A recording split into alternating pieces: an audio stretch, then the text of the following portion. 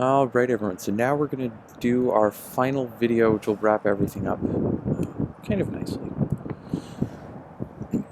So we want to undo the product rule now. So again, as we just did before when we were undoing the chain rule, let's just go back and look at what we actually did when we were looking at the product rule. So we said that we had some function u, we had another function v, and that derivative was u prime times v plus u v prime. So what we could do is we could go and take the integral of both sides, so we'll get that u times v is the integral of u prime v plus u v prime dx. And we could go and split these two integrals apart. So we could split it up as an integral of u prime v dx plus an integral of u v prime dx. Now what we'll do here is we'll just go and we'll go and isolate for something different. So we could go and rewrite this as an integral of u v prime dx is equal to u times v minus the integral of u prime v dx. Or in other words, just to shorten it down a little bit, the integral of u dv is equal to uv minus the integral of v du. So we just kind of rewritten things that we would have in the product rule. Okay, so as before, I want to go about doing 7 examples for these. So the first one that we want to do is we want to integrate the function x e to the x dx. So what we're going to do here is we're going to choose u to be x, and then correspondingly we need to find du, which will be dx. Our dv will be everything that is left from our integrand. So we put x into u, that means e to the x dx has to go in dv, and we integrate that expression and we get v is e to the x. So we'll go and put everything into the equation that we just came up with, and then I'll explain kind of some of the rules of thumb. So we've said that our integral of x e to the x dx we can rewrite as u times v minus the integral of v du. Well, we just said that u is x and v is e to the x. So our first part will be x e to the x, and then we'll get minus the v du. V is going to be e to the x, du is dx. So we get minus the integral of e to the x dx. That integral is easily found to be e to the x plus c.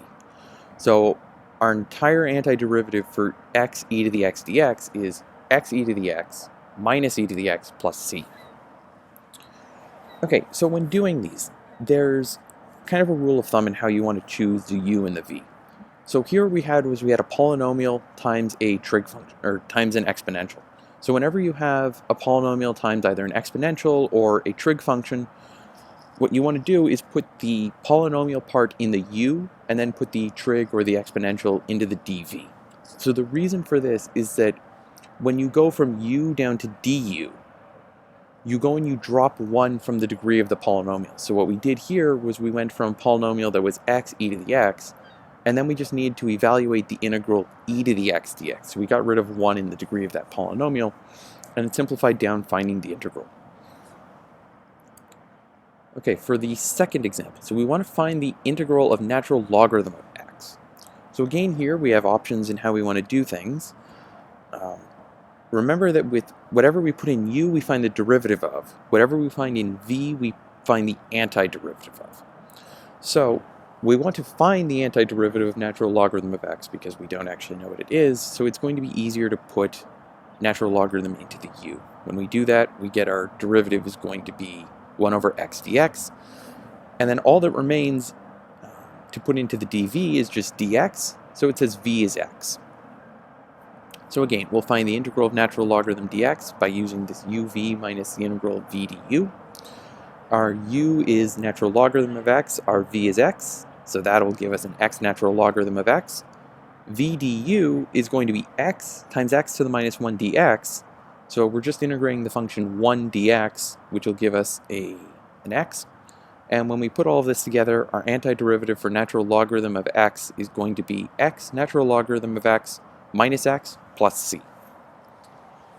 Okay, so again, some more rules of thumb.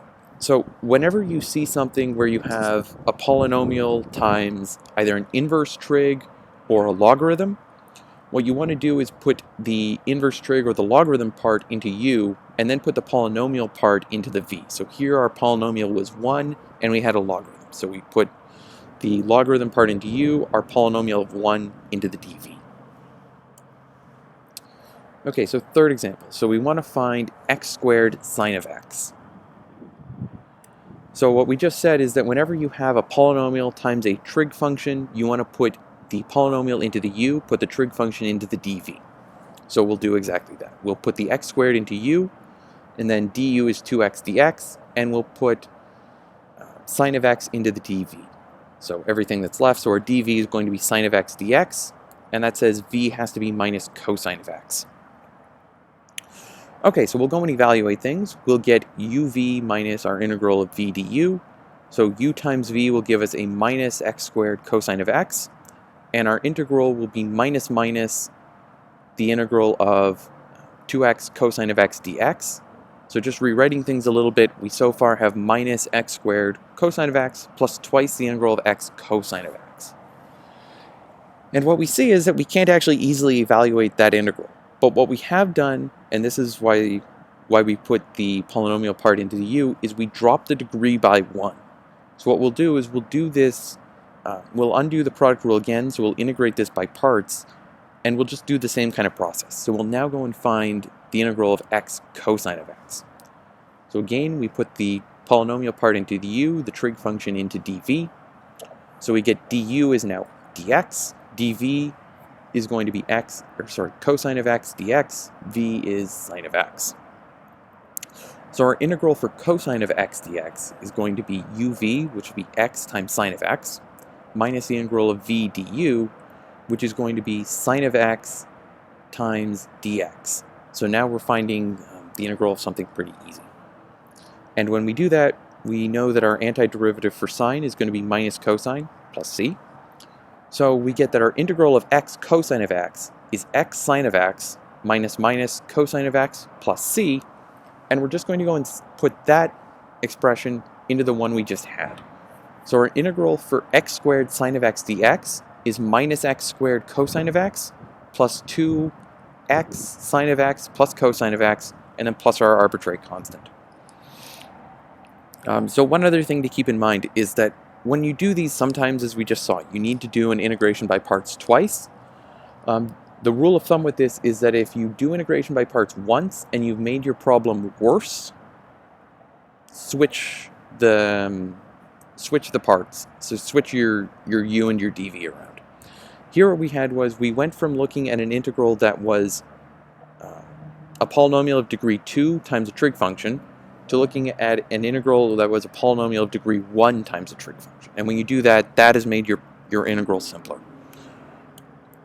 So next we want to go and integrate x arctan of x dx, and as before I have the derivative for arctan sitting down at the bottom of the page. So we'd said that whenever we have a polynomial times an inverse trig,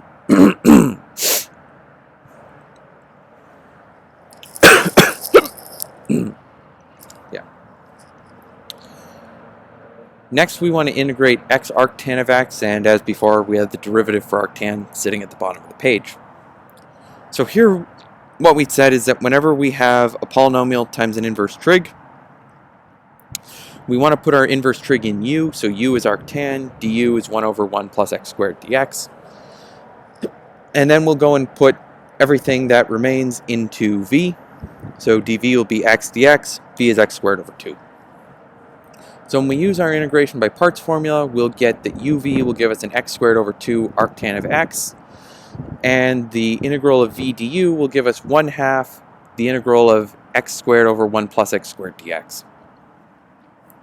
Now, to deal with that integral, we could maybe try and do an integration by parts, but substitution won't really work here.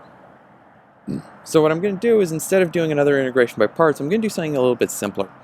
And I'm going to cleverly add and subtract 1 in my numerator, because when I do that, I can get x squared plus 1 divided by 1 plus x squared, which is nicely 1, minus 1 over 1 plus x squared. So I can rewrite this integral of x squared over 1 plus x squared as an integral of 1 minus 1 over 1 plus x squared dx, and then I'm going to go and split the integral into 2. So I'm going to get minus an integral of 1 dx plus an integral of 1 over 1 plus x squared dx.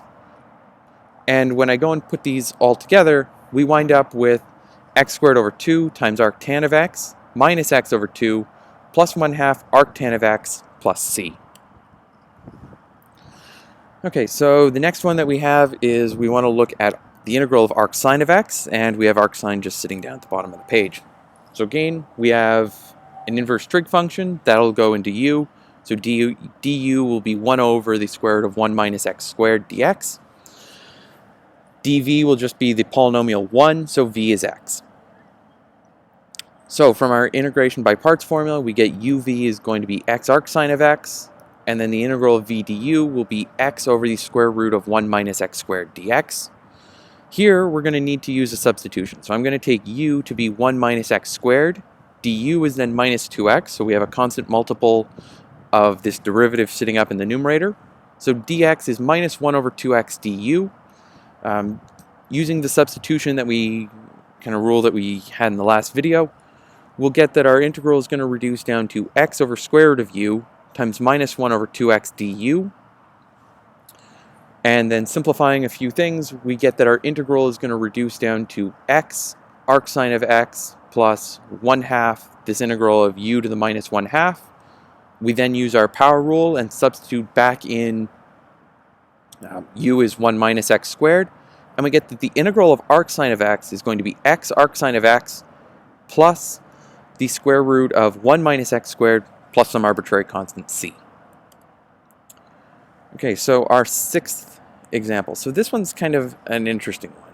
So what we have here is we have an integral of e to the x times cosine of x. So we have an integral of an exponential and a trig function. And what I'm going to do first is I'm going to pick u to be e to the x, and I'm going to pick dv to be cosine. So my du is e to the x, and my v is sine of x. And when we use our integration by parts formula, we get uv minus this integral of v du. So we get e to the x times sine of x minus the integral of e to the x sine of x. Well, so we aren't finished.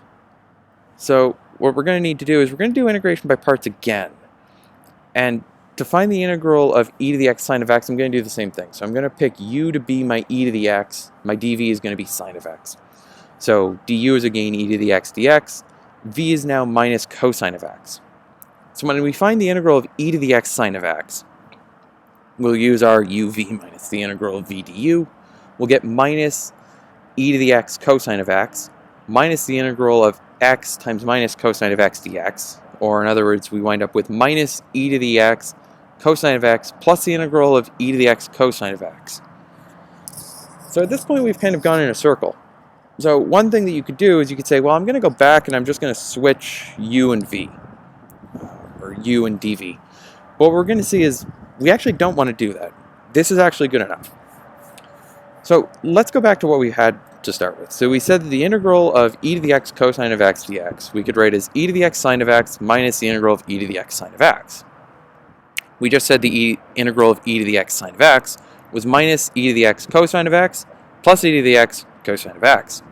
So we'll substitute that in, as we have down here at the bottom of the page. But then when we simplify things, what we see is we have this integral of e to the x cosine of x on the left-hand side, and we have a minus integral of e to the x cosine of x on the right-hand side. So I'm just going to add an integral of e to the x cosine of x to both sides. So we get two integrals of e to the x cosine of x on the left, and then on the right-hand side we get e to the x sine of x plus e to the x cosine of x plus c. So when we divide by 2, we see that the integral of e to the x cosine of x is e to the x sine of x plus e to the x cosine of x, all divided by 2, plus our arbitrary constant. Okay, so then one final example. So in the final example that we did for substitution rules, we had a definite integral, and here I just want to give another definite integral so we can see how that works as well. So again, we have a polynomial times a logarithm. So we'll put our logarithm into u. We'll put the polynomial into the dv. So u will be natural logarithm of x. Du is x to the minus 1 dx. dv is dv is x cubed. V is x to the 4 over 4. So when you do your definite integral for integration by parts, it looks very much the same as before. The difference is you just need to evaluate your uv and then also the second integral at your lower and upper bounds. So we're going to get uv evaluated at 1 and e. So we'll get x to the 4 over 4 times natural logarithm of x evaluated at 1 and e minus the integral from 1 to e of x to the 4 over 4 times x to the minus 1 dx. When we do that, we'll get an e to the 4 over 4 times natural logarithm of e. Remember, natural logarithm and e undo each other, so that's just 1. Minus 1 to the 4 over 4, natural logarithm of 1, and remember, natural logarithm of 1 is 0. And then our integral, we can easily find to be x to the 4 over 16, evaluated at 1 and e. We'll again go and evaluate that integral. And after simplifying everything down, we get 3e to the 4 over 16 plus 1/16. So, just to kind of wrap things up, the couple of rules of thumb that we had. So when you have a polynomial times a trig function or an exponential, put the polynomial into u and the other part into the dv. If you have a polynomial times a logarithm or an inverse trig, put the logarithm or inverse trig into the u and the polynomial into the dv. Okay, so I think that wraps up what's kind of been a strange term. You know, I've enjoyed it. I hope you all have enjoyed it, and even kind of this weird way of doing classes. Yeah, so if I don't see any of you again, I guess this is goodbye. So, yeah, so I guess that's about all. Peace out.